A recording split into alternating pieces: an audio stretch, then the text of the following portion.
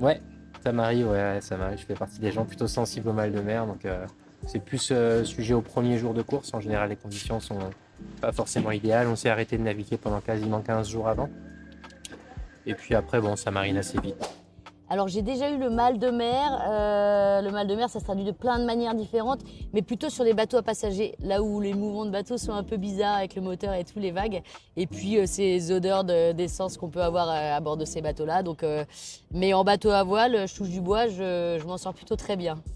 Ça m'arrive que très très rarement, je dirais une fois par an, quelque chose comme ça.